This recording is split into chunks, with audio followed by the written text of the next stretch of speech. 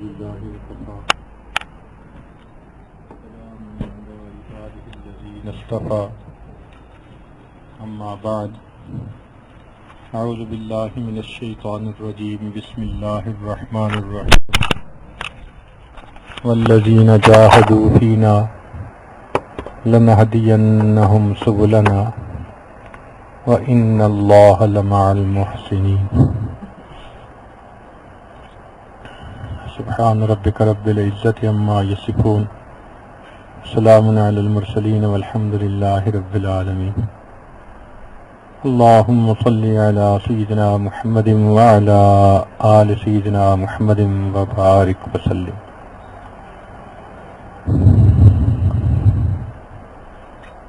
اللہ رب العزت نے انسان کو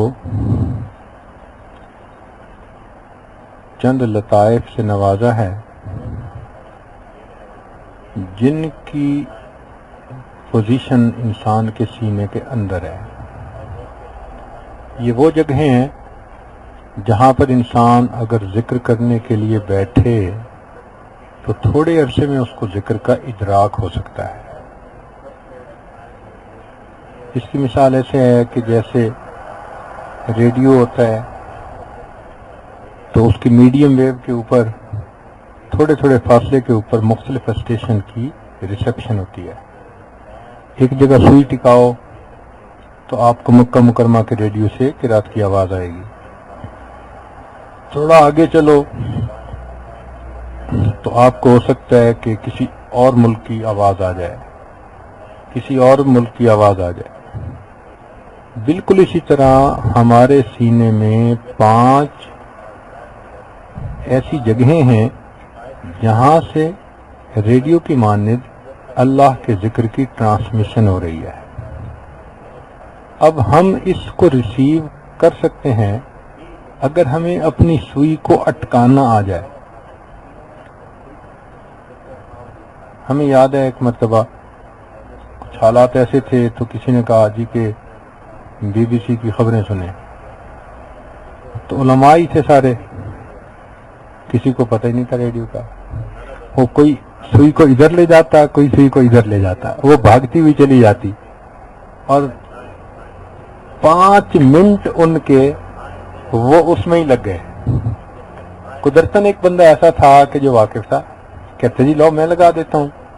اس نے ریڈیو ہاتھ میں پکڑ کے تھوڑا سا یوں کیا، وہ بولنا شروع ہو گیا. تو میں نے اس وقت بھی اپنے دوستوں کو یہی بات سمجھائی. میں نے کہا دیکھو جس کی مشق تھی اس نے فوراً اپنی سوئی کو اس جگہ پر پہنچا لیا جہاں آواز آنی شروع ہو گئی. یہی سالک کام کرتا ہے کہ 5 لطائف ہیں، وہ مشق کے ذریعے ان جگہوں پر توجہ کی سوئی کو اٹکانا سمجھ لیتا ہے. تو جیسی ذرا توجہ کرتا ہے اس کو اللہ اللہ کی آواز آنے لگ جاتی ہے. عام آدمی چونکہ محنت نہیں کرتا اس کو وہ ذکر کی کیفیت محسوس نہیں ہوتی. تو بہرحال ایک تو یہ ہے کہ دل کا ذکر کرنا، ایک ہے پورے وجود کا ذکر کرنا. تو یہ عام لوگوں کے لیے بات ہے جی کہ دل ذکر کرتا ہے. سالکین کے لیے یہ نہیں ہے. سالکین کے لیے تو یہ ہے ہر جسم کا رواں رواں اللہ رب العزت کا ذکر کرتا ہے. چنانچہ سلطان الاذکار جو سبق ہے اس کی نشاندہی تو سر کے اوپر کرتے ہیں، لیکن اس میں پورا بدن انسان کا ذکر کرتا ہے. جب ہمارے حضرت رحمۃ اللہ علیہ نے یہ سبق دیا تو اس وقت فرمایا کہ تم جسم کے جس عضو کی طرف توجہ کرو گے تمہیں ذکر سنائی دے گا. ہاں اپنے پوشیدہ اعضاء کی طرف دھیان نہ کرنا یہ ادب کے خلاف ہے، منع فرما دیا. اور اس ذکر کا عجیب مزہ کہ آپ کو کبھی بازو جو ہے پھڑکتا محسوس ہوتا ہے، کبھی پیٹھ سے گوشت پھڑکتا محسوس ہوتا ہے، کبھی ران کا گوشت پھڑکتا محسوس ہوتا ہے. پورے جسم کے اوپر اس کے ذکر کے اثرات ہوتے ہیں. تو گویا سالک کے اوپر ایک ایسا وقت آتا ہے کہ اس کا پورا وجود ذکر کرتا ہے. صرف قلب کی بات نہیں ہے، وہ تو ابتدا ہے. سمجھ گئے نا؟ قلب تو ابتدا ہے. یہ کہنا جی اس کا قلب ذکر کرتا ہے، وہ تو وہی ابتدا ہے۔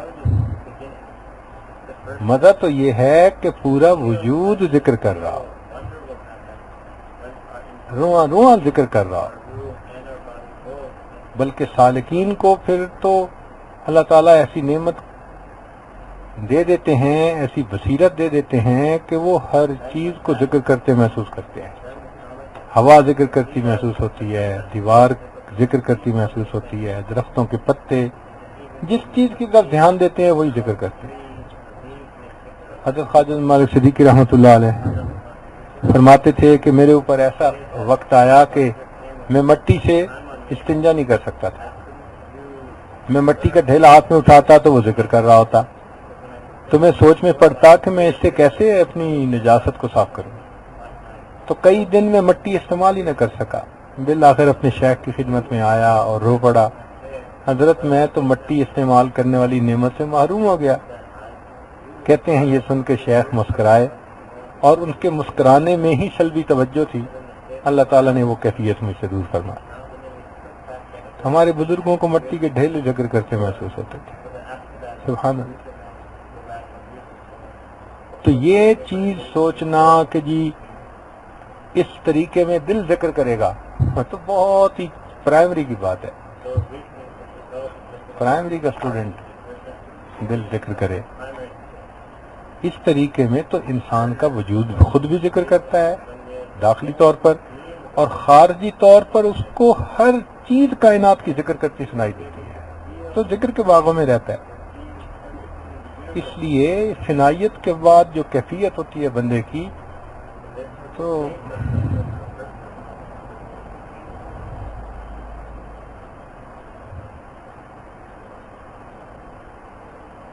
ہر چیز انسان کو اسی طرف یاد دلاتی ہے۔ بہرحال ہم اس بات کو کل ڈسکس کر رہے تھے کہ انسان کا جب قلب جاری ہوتا ہے تو لطیفہ اپنے قلب سے نکل کر، مضغہ سے نکل کر اپنی اصل کی طرف لوٹتا ہے۔ کیوں جاتا ہے اصل کی طرف؟ اس لیے کہ کل شیء یرجع الی اصلہ، ہر چیز اپنی اصل کی طرف لوٹتی ہے۔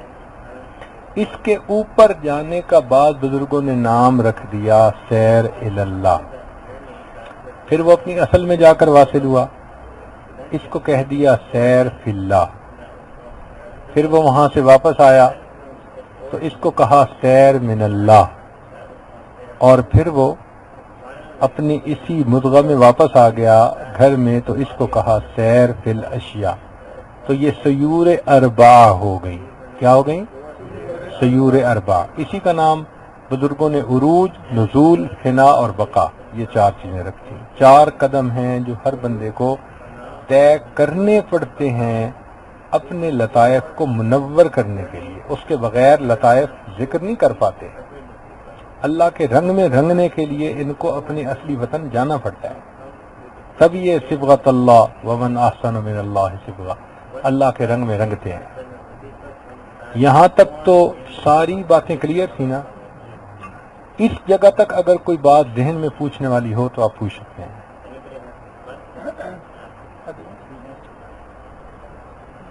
ایک دفعہ ہی ہوتی ہے یا بار بار ہوتی ہے؟ سیر ایک مرتبہ ہوتی ہے، اور اس دوران انسان کو بہت سارے چیزیں کشف سمعی اور کشف بصری کے طور پر ملتی رہتی ہیں۔ یہ ایسا ہی ہے جیسے آپ ریل کے اوپر لاہور سے کراچی کا سفر کریں تو دو طریقے ہیں، ایک تو یہ کہ ڈبے کے کھڑکیاں بند ہوں تو آپ دیکھ تو کچھ نہیں رہے، سفر تو کر رہے ہیں، کراچی تو پہنچ جائیں گے، اور کئی مرتبہ ایسا ہوتا ہے کہ کھڑکیاں بھی کھلی ہوتی ہیں تو کہیں دریا نظر آتا ہے، کہیں کھیت نظر آتا ہے، کہیں باغ نظر آتا ہے، تماشا بھی ہو رہا ہے، سفر بھی طے ہو رہا ہے۔ تو اس کے دوران کئی مرتبہ بعض سالکین کو کشف مل جاتا ہے تو وہ کھلونے میں لگا رہتا ہے، اور جس کو نہیں ملتا اس کو بھی منزل مل جاتی ہے۔ لیکن ایک مرتبہ یہ عروج اور نزول یہ بندے کا ہر لطیفے میں مکمل ہوتا ہے، اس کے بعد اس کو آنا جانا بار بار وہ کوئی اتنا بڑا مسئلہ نہیں رہتا، مگر ایک ہی مرتبہ یہ نزول ہوتا ہے، یعنی عروج اور نزول ایک دفعہ ہونے سے یہ کام مکمل ہو جاتا ہے۔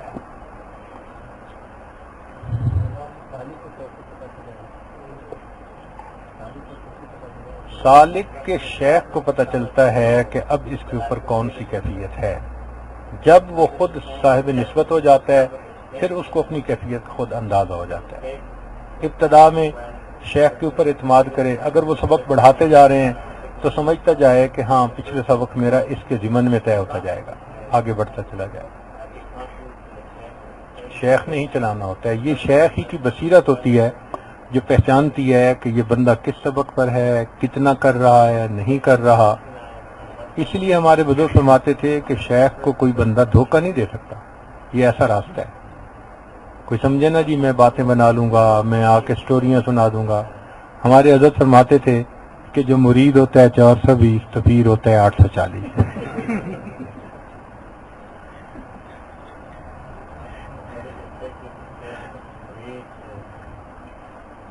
یہ ایسا راستہ ہے، اس میں کوئی دھوکہ نہیں دے سکتا کسی کو، بصیرت کا راستہ ہے نا، بندے کی بات بتاتی ہے، بندے کا اٹھنا بیٹھنا چلنا ہر چیز بتا رہا ہوتا ہے کہ یہ کس اسٹیشن سے بول رہا ہے۔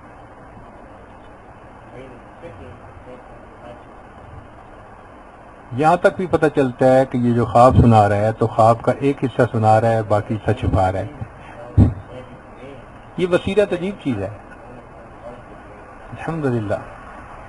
اس لیے تو ہمارے حضرت رحمۃ اللہ ایک عجیب بات کہہ دیا کرتے تھے۔ ایک دن جلال میں کوئی صاحب آئے تو ان کا کسی دوسرے کے ساتھ کچھ مسئلہ تھا، دو پیر بھائیوں کا، تو دوسرے صاحب نے آ کے حضرت کو پہلے سے کہہ دیا وہ حضرت آیا ہے آپ سے بات کرنے کے لیے۔ او حضرت تو جلال میں فرمانے لگے میں اس پیر پر لعنت بھیجتا ہوں کہ مرید جس کے پاس آئے اور اسے یہ پتہ نہ چلے کہ یہ کس نیت کے ساتھ آیا ہے۔ یہ فرما میں اس پیر پر لعنت بھیجتا ہوں، میں اس پیر پر لعنت بھیجتا ہوں کہ جس کے پاس مرید آئے اور اس کو یہ نہ پتہ چلے کہ کس نیت کے ساتھ آیا۔ اللہ تعالیٰ کھول دیتا ہے۔ اس کی وجہ یہ ہے کہ آپ دن میں درجنوں دفعہ دعا مانگتے ہیں اہدنا الصراط المستقیم، تو یہ دعا اللہ کے ہاں قبول ہوتی ہے نا، تو وہ سیدھا رکھنے کے لیے اللہ مرید کے بارے میں سب سے زیادہ جلدی جو حالات کو کھولتے ہیں وہ شیخ کے اوپر کھولتے ہیں، کیونکہ وہ ذمہ دار ہوتا ہے سیدھا رکھنے کا۔ تو یہ آپ کی اپنی مانگی ہوئی دعا ہوتی ہے کہ آپ شیخ کو دھوکہ نہیں دے پاتے، خود مانگا ہوتا ہے اہدنا الصراط المستقیم۔ اب کیسے گڑبڑ ہو ہی نہیں سکتی، اپنی مانگی ہوئی دعا الحمدللہ کام آ جاتی ہے۔ اچھا خیر، اب اگلی بات کہ 4 سیریں ہم نے اچھی طرح سمجھ لیں، سیر اللہ، سیر فی اللہ، سیر من اللہ، سیر فی الاشیاء، ٹھیک ہے۔ اچھا اس میں ایک نقطہ سمجھنے والا یہ ہے کہ انسانوں کی طبیعتیں مختلف ہیں، انسان استعداد میں مختلف ہیں، اللہ کی محبت میں مختلف ہیں، ہر گلیرا رنگ بوئے دیگر است۔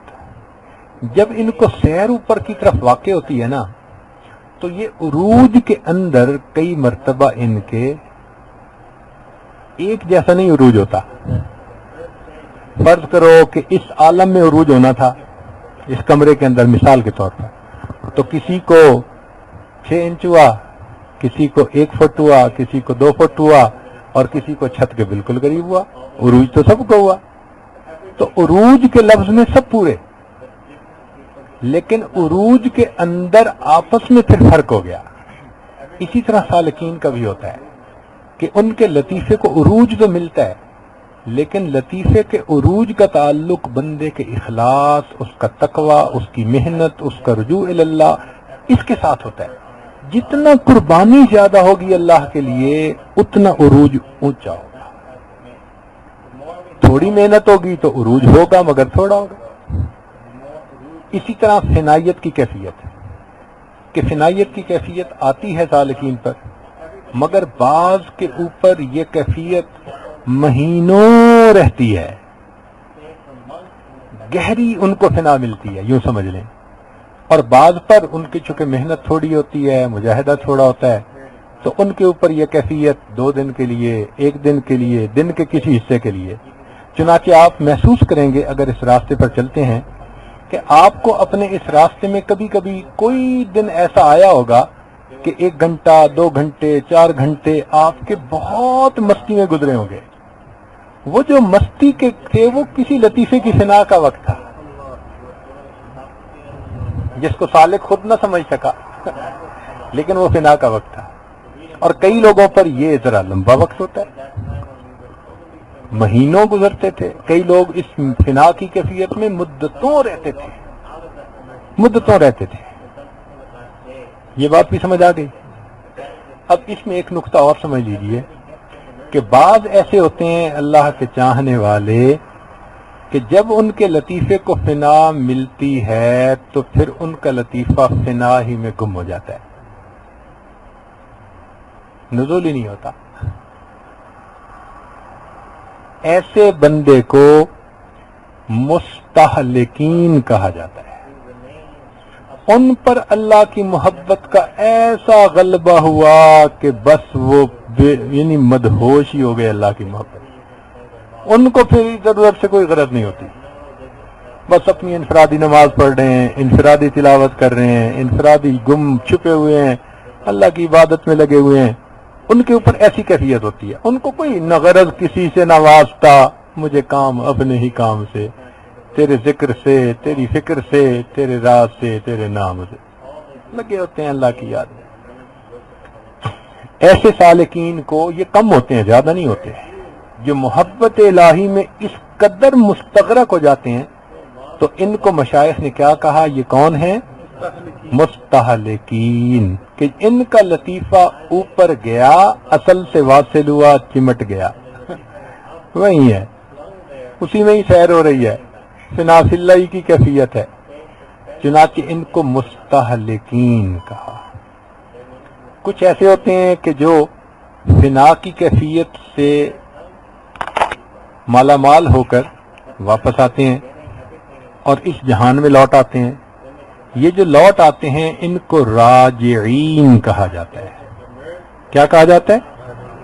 تو 2 طرح کے سالک ہوئے، کچھ ہوتے ہیں مستحلقین اور کچھ ہوتے ہیں راجعین. سمجھ گئے؟ ہلاکت سے تو وہ راجعین کہلاتے ہیں. اچھا، جو راجعین ہوتے ہیں وہ چونکہ اس دنیا میں واپس لوٹتے ہیں وہ شریعت کے پابند ہوتے ہیں، ان کا ظاہر استقامت کے ساتھ شریعت کے اوپر عمل کر رہا ہوتا ہے. جو مستحلقین ہوتے ہیں وہ مغلوب الحال ہوتے ہیں، شریعت کی پابندی وہ بھی کرتے ہیں، یہ نہیں کہ خلاف شرع کام کریں گے، لیکن مغلوب الحال ہوں گے. نہ دعوت کا کام، نہ امر بالمعروف، نہ نہی عن المنکر، واسطہ ہی نہیں کسی سے، بس مست ہے، بیٹھے ہیں، اپنی تار جڑی ہوئی ہے.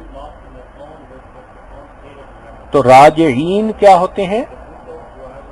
صاحب استقامت ہوتے ہیں، شریعت پر چلنے والے، دعوت کا کام کرنے والے، اللہ کی مخلوق کے ساتھ تعلق رکھنے والے.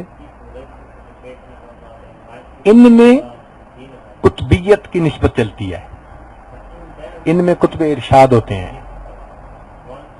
ان میں کون سی نسبت چلتی ہے؟ اللہ تعالیٰ ہدایت کا، بندوں کی ہدایت کا کام انبیاء کی جانشینی کے طور پر ان سے لیتے ہیں جو راجعین ہوتے ہیں. اور جو مستحلقین ہوتے ہیں وہ بس اللہ کی محبت میں گم اپنا، تو وہ فردیت کی لائن کہلاتی ہے. ان کو کیا کہتے ہیں؟ فردیت. وہ فردیت کی لائن ہے، یہ قطبیت کی لائن ہے. اس کو فرد کہتے ہیں، ان کو کتب کہتے ہیں، جو اس لائن کا بڑا ہوتا ہے.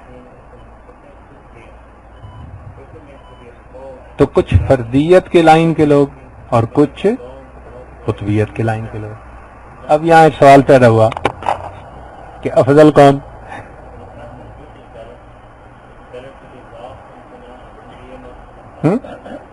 ایک سوال پیدا ہوا کہ افضل کون؟ فرد افضل ہے یا کتب افضل ہے؟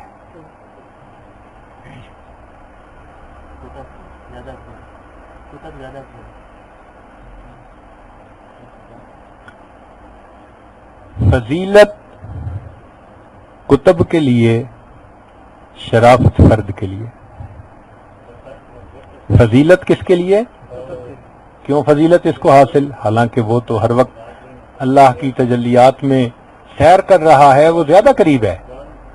قرآن مجید میں اللہ فرماتے ہیں فضل اللہ المجاہدین علی القائدین درجہ. اللہ نے مجاہدین کو قائدین کے اوپر درجہ ہے. جو وہاں مستغرق ہو گئے یہ قائدین، جو لوٹ کے آئے نفس کے ساتھ کام کر کے شریعت کے اوپر چلنے کے لیے زندگی گزار رہے ہیں، یہ مجاہدین. تو فضیلت کس کے لیے؟ سمجھ نہیں آئی آپ لوگوں کو؟ کیوں جی؟ فضیلت کس کے لیے؟ راجعین کے لیے. اور شرافت کن کے لیے؟ یہ بڑے شرف کی بات ہے جی کہ کوئی بندہ گمی ہو جائے ہمیشہ کے لیے، یہ اپنی ایک نوعیت ہے اس کی. تو شرافت فردیت کے لیے اور فضیلت قطبیت کے لیے. اور اس میں عروج اور نزول کے اندر تفاوت ہوتا ہے ہر سالک کے. لیکن ایک اصول ہے کہ جتنا عروج کامل ہوگا اتنا ہی نزول کامل ہوگا. یہ طے شدہ اصول ہے. جتنا عروج کامل ہوگا اتنا ہی نزول کامل ہوگا. جس کا عروج کم ہوگا اس کا نزول بھی کم ہوگا. اس لیے جو کہتے ہیں نا کہ لطائف پہ محنت کرو اور ڈٹ کے بیٹھو اور ٹکا کے وقت لگاؤ، وہ اس لیے شیخ کہہ رہا ہوتا ہے کہ بھائی آپ کے لطیفے کو عروج زیادہ حاصل ہو. جتنا عروج زیادہ اتنا معرفت زیادہ کھلتی جاتی ہے. جس کا عروج اتنا اس پر فرض کرو 100 پوائنٹ معرفت کے کھلے. جس کا اونچا ہو گیا وہ 115 کھل گئے، اور اونچا ہو گیا 150 کھل گیا، اوپر گیا 200 کھل گئے. تو جتنا عروج اونچا ہوتا جائے گا، چونکہ اللہ کی معرفت زیادہ کھلتی ہے، لہذا مشائخ یہ چاہتے ہیں کہ عروج میں کامل ہونا چاہیے بندے کو.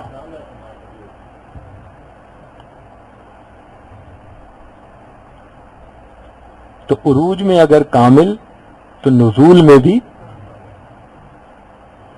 یہ نزول اتنا کامل ہو جاتا ہے کہ دیکھنے میں ظاہر ایک عام آدمی میں اور ایسے شیخ کے اندر کوئی فرق نظر نہیں آتا. بالکل ایک جیسے نظر آتے ہیں. کیوں؟ نزول کامل کی وجہ سے. جیسے یہ اسباب کے تحت زندگی گزار رہے ہیں، یہ بھی اسباب کے تحت زندگی گزار رہے ہیں، مگر فرق یہ ہے کہ اس کے کام نفس کی رضا کے لیے ہیں، اب اس کے سارے کام اللہ کی رضا کے لیے. باقی ہوتی زندگی بالکل عام بندے کی طرح. اسی لیے تو کفار کو پریشانی ہوتی تھی، کہتے تھے مال حاضر رسول یاکل الطعام ویمشی فی الاسواق. یہ کیسے رسول ہیں؟ کھانا کھاتے ہیں، بازاروں میں چلتے پھرتے ہیں. یعنی اتنی زندگی عام بندے کے لیول پر تھی ظاہر کی. حتیٰ کہ آپ بیٹھے ہوتے تھے اپنے یاروں کے ساتھ اور باہر سے بندہ آ کے پوچھتا تھا من منکم محمد. کتنا نزول کامل ہوگا. انتہا ہے نا نزول کے کامل ہونے کی. کوئی پہچان ہی نہیں سکتا تھا. سبحان اللہ. یہ کمال ہے کہ ظاہر ایسے ہو کہ کوئی پہچان نہ سکے اور باطن میں زمین اور آسمان کا فرق ہو. اس کا باطن جس نے محنت نہیں کی وہ غفلت سے بھرا ہے، اور اس کے باطن میں ایک لمحہ بھی غفلت نہیں آ سکتی. لیکن ظاہر کی زندگی بالکل ایک جیسے. یہ بات بھی کلیئر ہو گئی؟ کیوں جی؟ اچھا. اب ایک اہم نقطہ جس کو عام سمجھنا ذرا مشکل ہوتا ہے، لیکن اب اس بیک گراؤنڈ کے ساتھ آپ کے لیے سمجھنا بہت آسان ہو جائے گا، کہ بعض ایسے لوگ ہوتے ہیں کہ جب ان کے لطیفے کو عروج ہوتا ہے تو نزول کے وقت ان کا نزول کامل نہیں ہوتا، وہ عالم امر میں ہی کسی جگہ رک جاتے ہیں، عالم خلق میں نہیں آتے. کہاں پہ رک جاتے ہیں؟ عالم. کہاں رک جاتے ہیں؟ عالم امر میں. جن مشائخ کے لطائف عالم امر میں رک جاتے ہیں، اکثر و بیشتر ان مشائخ سے کرامات زیادہ صادر ہوتی ہیں. کیا وجہ؟ اس لیے کہ عالم امر میں لطیف ہے، اور عالم امر میں ساری توجہ اللہ کی طرف، اسباب پہ توجہ ہے ہی نہیں. تو جب اسباب پہ توجہ ہی نہیں ہوگی ہی مسبب الاسباب پہ، تو پھر ہر کام میں کرامت تو خوارے کی عادت تو ظاہر ہوگی نا. انا عند ظن عبدی بھی اصول ہے. اللہ فرماتے ہیں میں تو گمان کے مطابق فیصلہ کر دوں گا، گمان کے مطابق معاملہ کرتا ہوں. ان کی مخلوق سے نظر ہی ہٹی ہوتی ہے، خالق پر ہوتی ہے، لہذا ہر معاملے میں ان کی جو ہے نا وہ مطلب ہے خوارے کے عادات ان سے ظاہر ہوتے ہیں. تو یہ ذہن میں رکھیں ایک مسئلہ کہ خوارے کے عادات یعنی عادت کے خلاف کوئی کام ہونا، جس کو کرامت کہتے ہیں. یہ کرامات دو طرح سے صادر ہوتی ہیں، کاملین سے بھی صادر ہوتی ہیں. اللہ اس لیے کاملین سے صادق کرواتے ہیں تاکہ مخلوق ان کی طرف رجوع کرے اور وہ دین کا کام کریں، ان کا فیض پھیلے. تو کاملین سے جیسے شیخ عبد القادر جیلانی رحمۃ اللہ علیہ کرامات ہی کرامات نظر آتی ہیں، باجید بستامی رحمۃ اللہ علیہ، جنید بغدادی کرامات ظاہر ہوئی. تو ایسے حضرات سے جو کاملین تھے ان سے کرامات صادر ہوئی. اس کا منشا کیا تھا؟ تاکہ لوگوں کا رجوع ہو اور وہ اللہ کے بندوں کو ہدایت کی لائن پر لائیں. اسی لیے ایک سفر کرتے تھے اور لاکھوں لوگ ان سے کلمہ پڑھ لیا کرتے تھے. یہ رجوع تھا لوگوں کا ان کی طرف. تو اللہ تعالیٰ ان کے ہاتھ پر ایسے کام کروا دیتے ہیں، اگرچہ ان کا نزول کامل ہوتا ہے، مگر اللہ ان کے ہاتھوں ایسے کام کروا دیتا ہے. اور کئی مرتبہ یہ کرامات ایسے سالکین سے صادر ہوتی ہیں جن کا نزول کامل نہیں ہوتا، ان کا لطیفہ عالم امر ہی میں اٹکا ہوتا ہے. کیوں صادر ہوتی ہیں؟ اس لیے کہ اس کی توجہ مخلوق کی طرف ہے ہی نہیں. جس بندے کی توجہ ہی اللہ کی طرف ہے تو وہ تو پھر اسباب کی بجائے مسبب الاسباب کو دیکھے گا نا، تو کرامات اس سے صادر ہوں گی. یہ بات بھی سمجھ آ گئی؟ اب یہ بات سمجھ میں آ گئی تو اب ہمارے بزرگوں نے اسی لیے یہ کہا کہ کرامات چونکہ اکثر و بیشتر راستے کے راہیوں سے صادر ہوتی ہیں، اس لیے کرامات فضیلت کا معیار نہیں ہے. کرامات کیا بلکہ نقص ہوتا ہے. اور اللہ والے کرامات کو چھپاتے ہیں، جس طرح ہم لوگ گناہ کو چھپاتے ہیں اپنے. کس لیے چھپاتے ہیں؟ وہ ان کو پتا ہوتا ہے کہ ہمارا معاملہ بھی پورا نہیں ہوا، کامل نہیں ہوا، مکمل نہیں ہوا، اس لیے وہ چھپاتے ہیں. اہل اللہ اپنی کرامات کو اس طرح چھپاتے ہیں جس طرح عوام الناس اپنے کبیرہ گناہوں کو چھپاتے ہیں، کہ پتہ نہ چلے کسی کو کہ یہ ہوا، کیونکہ ان کو پتہ ہوتا ہے کہ یہ جو ہے میرے نقص کی علامت ہے. اب چونکہ نقص کی علامت ہے اس لیے چھپائیں گے.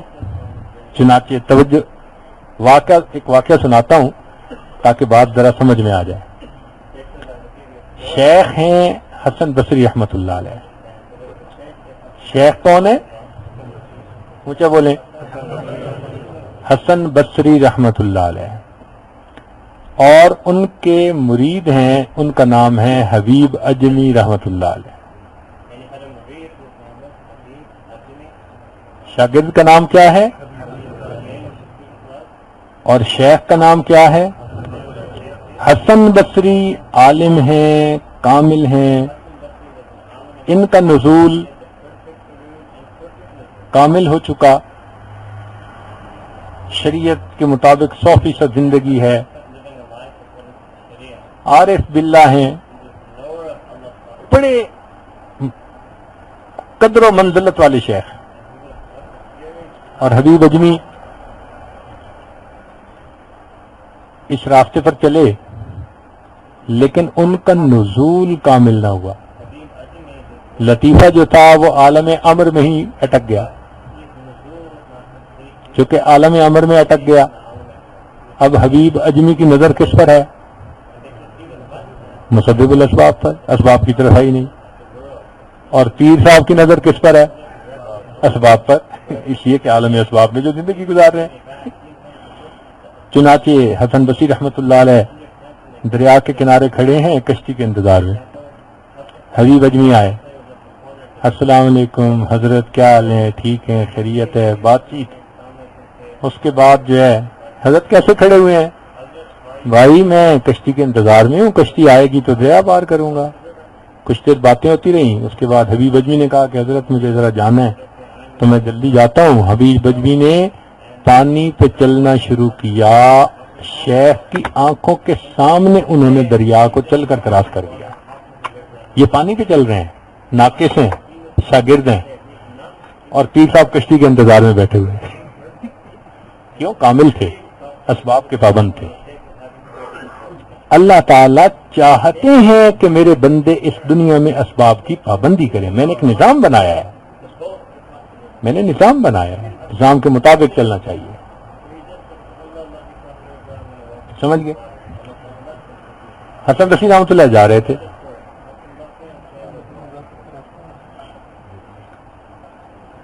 اتنے میں انہوں نے دیکھا کہ حبیب اجمی کی ویسٹ کوٹ ہوتی ہے نا، وہ پوسٹین ویسٹ کوٹ وہ پڑی ہوئی ہے، بڑے حیران، یہ دیوانہ اس کو پھینک کے کہاں چلا گیا؟ کوئی ہے ہی نہیں، تو اٹھا کے لے جائے گا۔ تو وہاں کھڑے انتظار کرتے رہے کہ بھئی کہیں سے آ جائے۔ تو کچھ دیر بعد حبیب اجمی صاحب بھی آ گئے۔ تو شیخ نے کہا حبیب یہ کس کے حوالے کر گئے تھے؟ کہتے حضرت اسی کے حوالے جس نے آپ کو حفاظت کے لیے کھڑا فرما دیا۔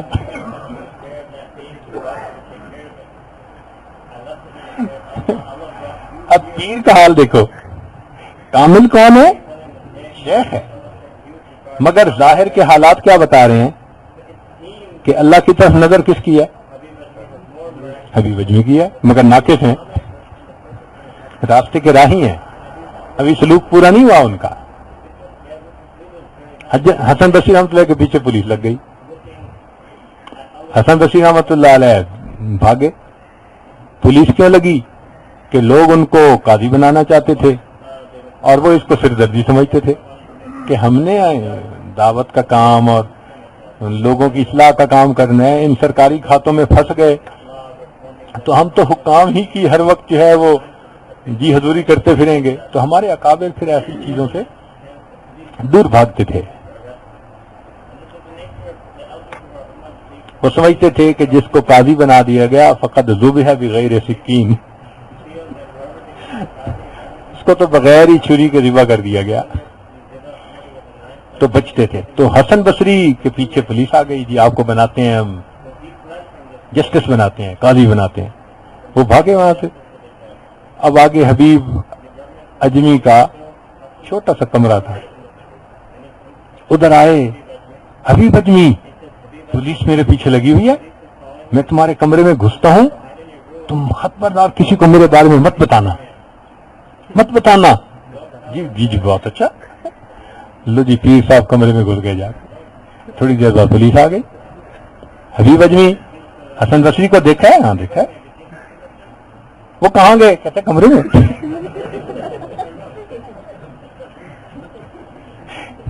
کہتے کمرے میں۔ اب پولیس اندر گئی، اب وہ ساری دیکھتی ہے، ان کو حسن بصری نظر ہی نہیں آتے۔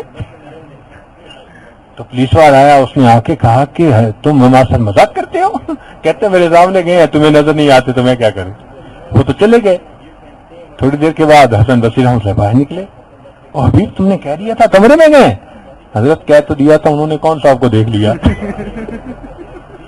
اللہ کے اوپر نظر تھی کہ میرا مالک ان کی حفاظت کرے گا. تو ظاہر میں دیکھو یوں محسوس ہوتا ہے کہ شیخ ناقص ہے اور مرید کامل ہے. حقیقت حال کیا ہے؟ شیخ کامل ہے اور مرید ناقص ہے, وہ راستے کا راہی ہے. اس لیے ہمارے بزرگوں نے فرمایا الاستقامت فوق الکرامہ. کیا کہا؟ الاستقامت فوق الکرامہ. استقامت کو دیکھو, یہ معیار ہے. اب ویسے اگر آپ کو عربی کا میں فقرہ پڑھ کے سنا دوں الاستقامت فوق الکرامہ, سمجھ میں نہیں آئے گی بات. اب کنسپٹ کلیئر ہو گیا کہ کیوں کہا گیا کہ استقامت کرامت کے اوپر فضیلت رکھتی ہے. کرامت کاملین سے بھی صادر ہو سکتی ہے, کرامت راستے کے راہیوں سے بھی صادر ہو سکتی ہے. اس لیے کرامت کوئی فضیلت کا معیار نہیں, فضیلت کا معیار استقامت ہے. اب ایک نقطہ اور عرض کروں. چونکہ صحابہ کرام کا سلوک مکمل تھا, نبی علیہ الصلوۃ والسلام کی صحبت کی بابرکت ہونے کی وجہ سے, نبی علیہ الصلوۃ والسلام کی بابرکت صحبت کی وجہ سے, چونکہ صحابہ کا سلوک, ان کا نزول کیا تھا؟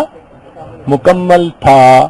لہذا حکایت صحابہ کو پڑھ کے دیکھیں تو صحابہ کی کرامتیں اتنی نظر آئیں گی, اور تذکرۃ الاولیاء پڑھ کے دیکھیں اولیاء کی کرامتیں اتنی نظر آئیں گی.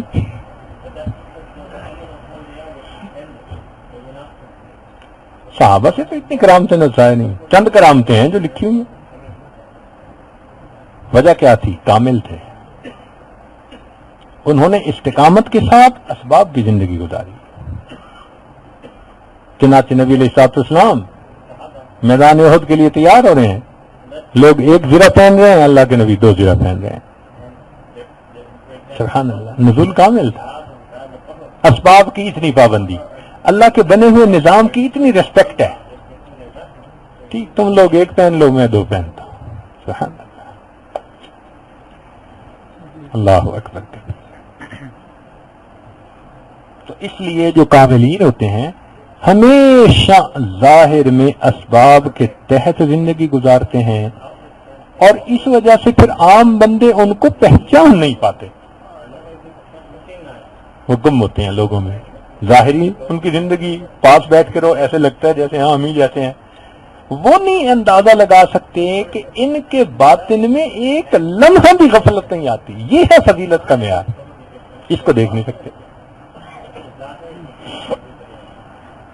ہمارے ایک بزرگ تھے بابو جی عبداللہ رحمۃ اللہ علیہ, خود فرماتے ہیں کہ میں اکیلا تھا اپنے گھر پہ,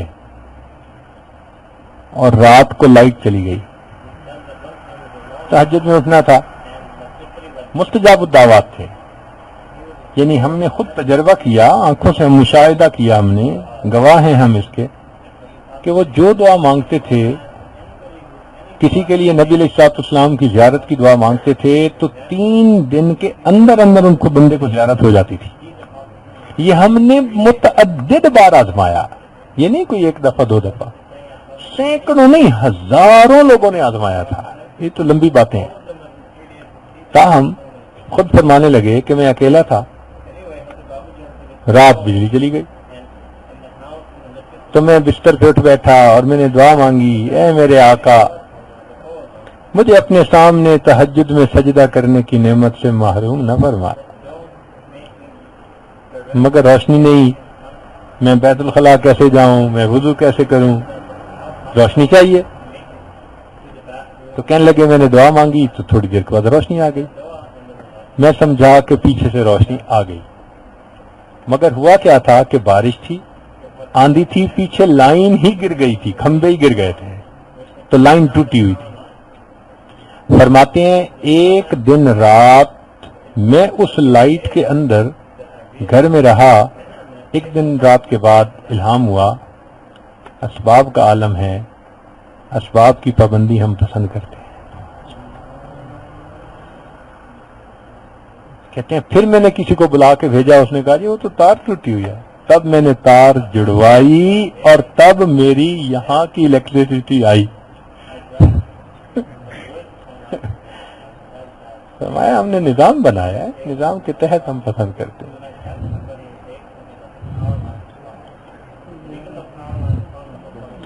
تو الاستقامت فوق الکرام, یہ بات سمجھ میں آ. اب آپ تکرار کریں کہ آج کیا باتیں آپ کی خدمت میں پیش کی گئی ہیں.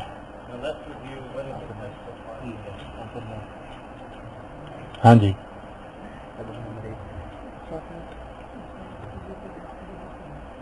جی ذرا اونچے بولیں تاکہ دوسرے لوگ بھی سن سکیں.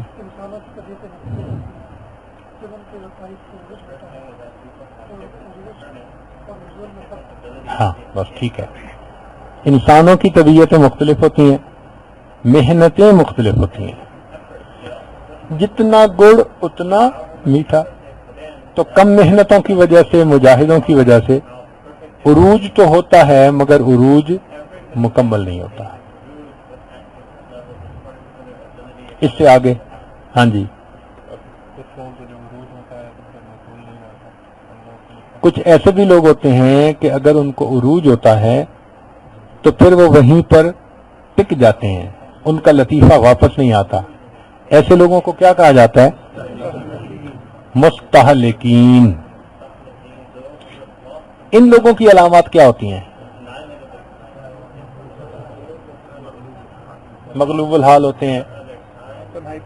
مغلوب الحال سے کیا مراد؟ نماز نہیں پڑھتے, پڑھتے ہیں مگر وہ اپنی ذات میں گم ہوتے ہیں. بس اپنے اعمال تک, انفرادی اعمال تک کا معاملہ ہے. بس اپنا مصلی, اپنا گھر, اپنی مسجد, آئے نماز پڑھی گئے, اپنی ایک ترتیب میں رکے ہوئے ہیں, اپنے حال میں مست ہیں. مخلوق کی طرف ان کا رجحان بالکل نہیں ہوتا. تو ایسے لوگوں کو کیا کہا جاتا ہے؟ مستہلکین.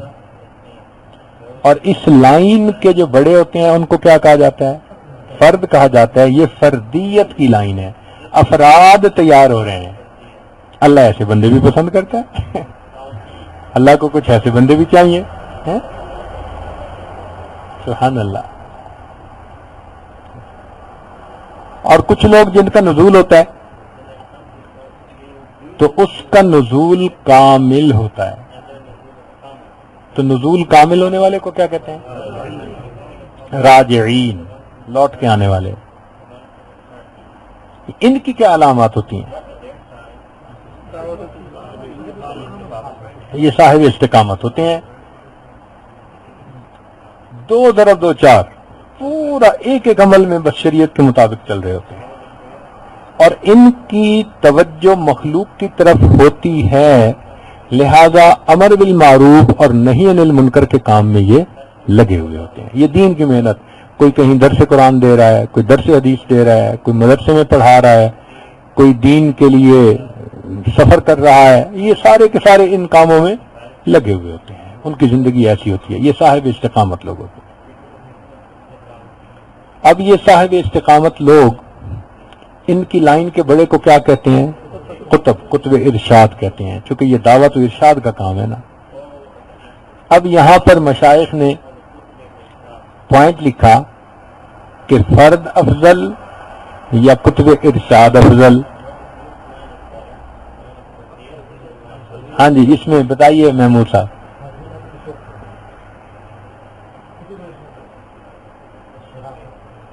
اس کو کیا ہے؟ قطب ارشاد کو فضیلت اس کے لیے ہے, اور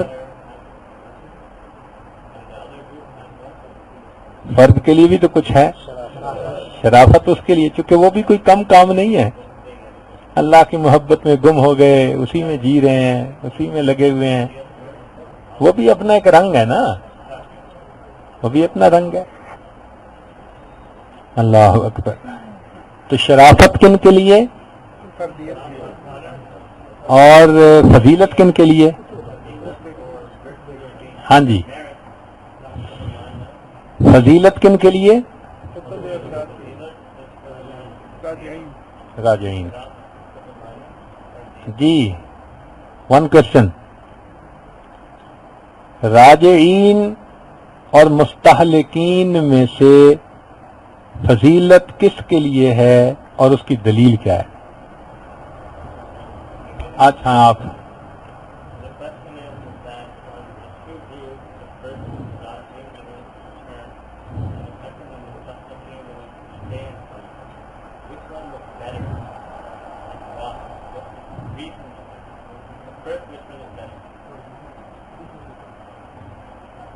What did he say?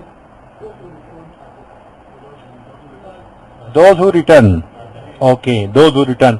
But then what is the proof that they are afzal, that they are superior?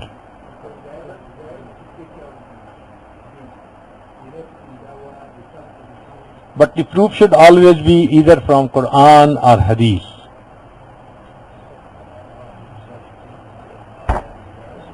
Yes. Yes. You are right. فضل اللہ المجاہدین علی القائدین درجہ. Okay, then some of the persons جب ان کو فنا نصیب ہوتی ہے اور ان کا لطیفہ واپس لوٹتا ہے تو ان کا نزول کامل نہیں ہوتا.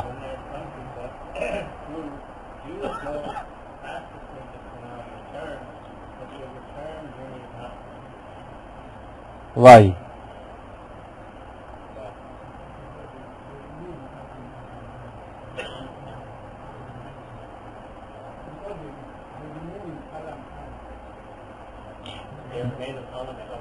یا they remain Alam Amar. Normally جتنا عروج کامل ہوگا اتنا ہی، اگر عروج کم ہوگا یا ناقص ہوگا تو نزول بھی ناقص ہوگا، لہذا وہ راستے میں رک جائیں گے.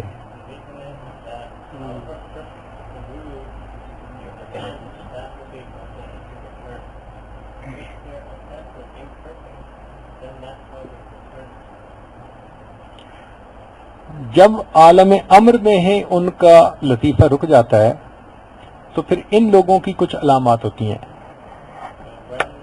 کیا علامات ہیں ان کی؟ ہاں، ایک تو یہ کہ ان کا اسباب کی طرف بالکل دھیان نہیں ہوتا، بالکل اسباب کی طرف ان کا دھیان نہیں ہوتا. وجہ کیا؟ عالم امر میں ہے نا لطیفہ، تو وہ تو مسبب الاسباب کی طرف اس کا دھیان ہوگا ہر کام میں. تو چونکہ مسبب الاسباب کی طرف دھیان ہوگا، لہذا ایسے لوگوں سے خوارق عادت، خلاف اسباب کام زیادہ صادر ہوتے ہیں، کرامات زیادہ صادر ہوتی ہیں. جبکہ جو عالم اسباب میں لوٹ چکے ہوتے ہیں ان سے کرامات کم صادر ہوتی ہیں، چونکہ انہوں نے تو بالکل اسباب کے تحت ہی چلنا ہے ہر چیز. خلاف سبب مانگنا ہی کچھ نہیں اللہ سے، تو کرامات کیا صادر ہونی ان سے. اس لیے جب ہمارے بزرگوں سے کرامات صادر ہوتی تھیں تو وہ خفا ہوتے تھے. جنید بغدادی رحمۃ اللہ علیہ کے ایک مرید تھے، ابوالحسن نوری رحمۃ اللہ علیہ. دریا میں سفر کر رہے تھے، ماہی گیر جال ڈال رہے تھے مچھلیاں پکڑنے کے لیے. اب وہ جال ڈالتے، اتنی مچھلیاں پکڑتے رہتے، چھوٹی چھوٹی. ابوالحسن نوری کو ذرا جوش آیا، کہنے لگے لاؤ میں تمہارے لیے ڈالوں. چنانچہ انہوں نے جال ڈالا تو کوئی 2.5 من کی مچھلی، بڑی مچھلی ماشاءاللہ، وہ اس میں آئی اور انہوں نے ان لوگوں کو دکھایا گیا. سارا دن لگے ہوئے تھے اتنی مچھلیاں پکڑ کے، یہ دیکھو اس کو لے جاؤ. یہ بات کسی نے جنید بغدادی رحمۃ اللہ کو بتا دی کہ جی ماہی گیر پکڑ رہے تھے، چھوٹی چھوٹیاں تھیں. ابوالحسن نوری جذبے میں آ گئے، کہنے لگے لاؤ میں جال ڈالتا ہوں، اور انہوں نے ایک بڑی مچھلی پکڑی جو خلاف معمول بڑی تھی، منوں کے حساب سے جو ہے نا وزن تھا اور دی. تو یہ سن کر جنید بغدادی رحمۃ اللہ علیہ نے افسوس کیا افسوس کیا اور یہ کہلوایا کہ ابوالحسن نوری کاش کہ تم جال ڈالتے اور تمہارے جال میں کوئی سانپ آتا جو تمہیں ڈس لیتا، یہ بہتر تھا کسی مچھلی کے آنے سے۔ ابوالحسن نوری، کاش کہ تم جال ڈالتے اور جال کے اندر کیا ہوتا، کوئی سانپ آتا اور وہ تمہیں ڈستا اور تم مر جاتے، یہ زیادہ بہتر تھا کہ تمہارے ہاتھ پر یہ کرامت صادر ہوئی۔ انہوں نے بتا دیا کہ ایکسپوز ہونا کمزوری ہے، چھپے رہنا اعلیٰ، یہ بتا دیا۔ اگر وہاں کامل کوئی ہوتا تو وہ جذبے میں آ کے ایسا کام نہ کرتا، کیونکہ یہ اسباب کے پابند ہوتے ہیں، ان کو خلاف اسباب کوئی کام نہیں کرنا ہوتا۔ تو اس سے اندازہ لگائیں کہ ہمارے حضرات کرامات کے صدور پر کتنا خفا ہوتے تھے، اور آج عوام الناس پیر ہی اسی کو سمجھتے ہیں جس سے کچھ انہونا سا کام ہو جائے، اسی کو پیر سمجھتے ہیں، عوام ہے نا۔ سبحان اللہ، ہمارے مشائخ نے ایک ایک چیز کو کیسے سپیل آؤٹ کر کے بتا دیا ہے۔ تو یہ بات کلیئر ہو گئی۔ جزاکم اللہ، وآخر دعوانا ان الحمدللہ، سبحان ربی العظیم، اللہم صلی علی سیدنا محمد ربنا ظلمنا انفسنا وان لم تغفر لنا وترحمنا، صلی اللہ تعالی علی حبیب سیدنا محمد اجمعین برحمتک یا ارحم الراحمین۔